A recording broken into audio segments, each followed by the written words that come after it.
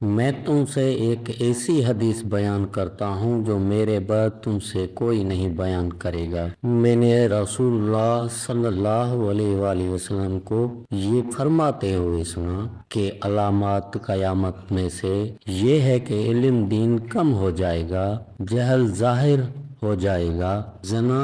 بکثرت ہوگا، عورتیں بڑھ جائیں گی اور مرد کم ہو جائیں گے، حتیٰ کہ 50 عورتوں کا نگراں صرف ایک مرد رہ جائے گا۔ انہوں نے عرض کیا، یا رسول اللہ، قیامت کے دن آپ کی شفاعت سے سب سے زیادہ سعادت کسے ملے گی؟ تو رسول اللہ صلی اللہ علیہ وآلہ وسلم نے فرمایا، اے ابو ہریرہ، مجھے یقین تھا کہ تم سے پہلے کوئی اس کے بارے میں مجھ سے دریافت نہیں کرے گا، کیونکہ میں نے حدیث کے متعلق تمہارے حص دیکھ لی تھی۔ سنو، قیامت میں سب سے زیادہ فیضیاب میری شفاعت سے وہ شخص ہوگا جو سچے دل سے یا سچے جی سے لا الہ الا اللہ کہے گا۔ میں ایک مرتبہ ابو ہریرہ رضی اللہ عنہ کے ساتھ مسجد کی چھت پر چڑھا تو آپ نے وضو کیا اور کہا کہ میں نے رسول اللہ صلی اللہ علیہ وآلہ وسلم سے سنا تھا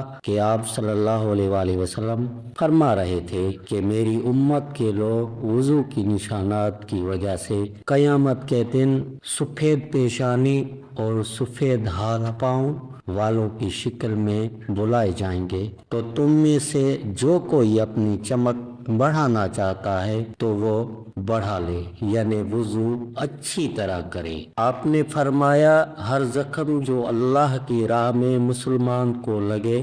وہ قیامت کے دن اسی حالت میں ہوگا جس طرح وہ لگا تھا، اس میں سے خون بہتا ہوگا جس کا رنگ تو خون کا سا ہوگا اور خوشبو مشک سی ہوگی۔ میں دیکھتا ہوں کہ تمہیں بکریوں اور جنگل میں رہنا پسند ہے، اس لیے جب تم جنگل میں اپنی بکریوں کو لیے ہوئے موجود ہو اور نماز کے لیے اذان دو تو تم بلند آواز سے اذان دیا کرو، کیونکہ جن و انس بلکہ تمام ہی چیزیں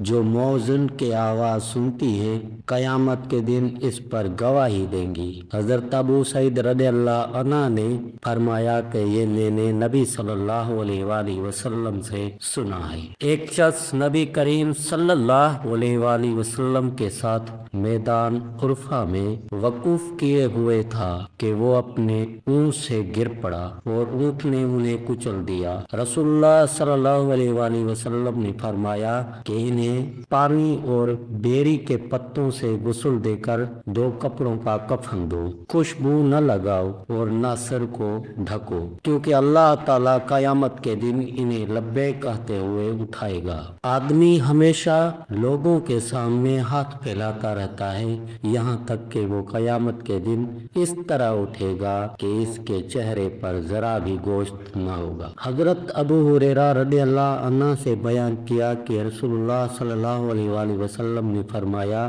قیامت کے قریب ایمان مدینہ میں اس طرح سمٹ آئے گا جیسے سانپ سمٹ کر اپنی بل میں آ جایا کرتا ہے۔